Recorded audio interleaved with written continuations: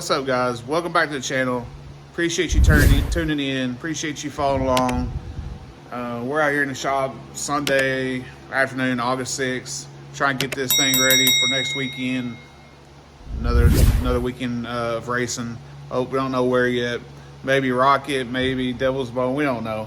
Our schedule's not set. We just go wherever we want to. So we didn't race this weekend. Took some time to spend with the family, spend with the wife. Went out to eat, all that good stuff. Plus, it was so stinking hot. I think it's been 6 or 7 days now with over 105 degrees here in Texas. So it's been brutal. Can't wait till fall gets here. Can't wait till all the big shows. But again, I truly appreciate you guys following, watching, subscribing, liking, all that good stuff. But give us some feedback.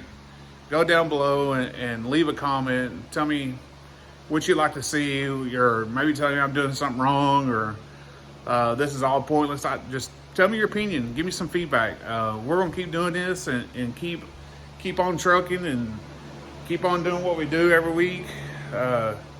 Maintenance, and I'm gonna show some of that every week. Might be a little boring, but hey, I think it helps a lot of new guys out.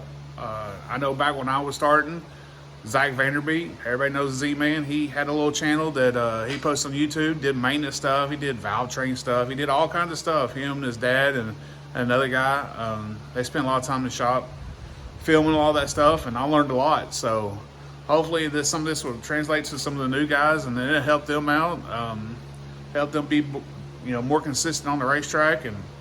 And this is what it's all about. I'm not here trying to make money or be famous, nothing like that. I don't want none of that. So if I can just help one new guy to help better maintain his race car, that's all I care about.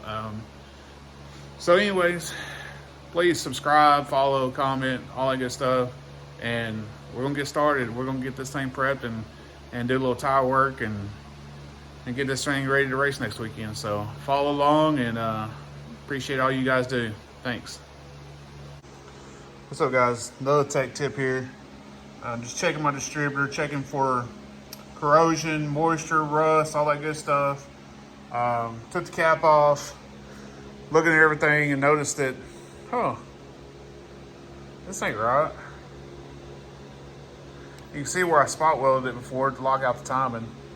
It's even got the nut on the back side there to hold it, but we're gonna see how to fix this permanently, because for some reason tack welds didn't hold. But we'll clean this up a little bit and stick it back in. But just want to show you this, something you need to check all the time. Can give you fits. So just another pointer.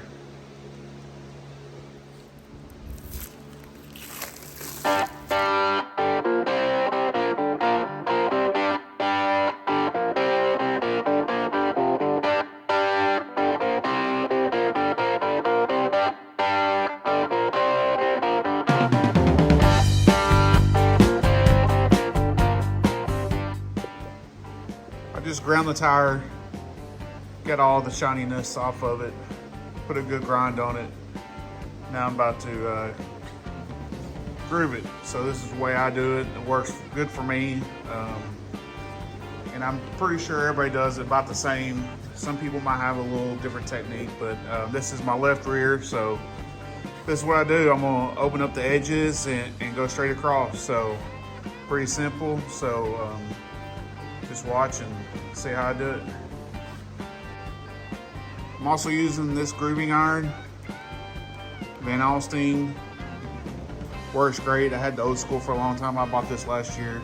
Man, it makes a world of difference. So here we go.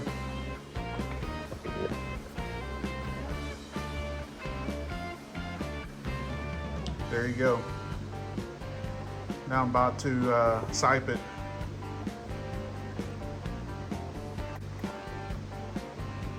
I'm just using a Van Alstyne siper, and I'll just go straight across, then I will go all the way around.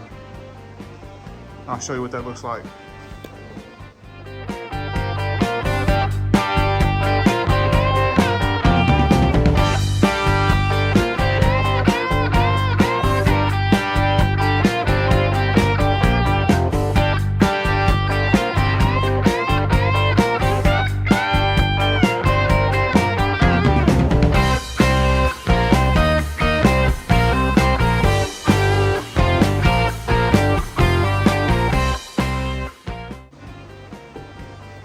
There you go. Finished tire, start to finish. So we'll recap, we ground it, we went back, grooved it, now I just finished siping it. Hopefully this will help a few guys on how to groove and sipe a tire. Grooving is just helping to get rid of the mud, give you sharp edges, help dissipate some of the heat. You know, if this thing was completely slick, it would gain a lot more temperature. It would get a lot hotter, which would work good if the track is super slick and really black. I mean, you'd want the slickest tire and the most rubber touching the ground. I mean, that's ideal. Just like if you're racing on pavement, you wouldn't want this tire on pavement. It's like no different than if you were on a super dry slick track that was super slick with no moisture anywhere.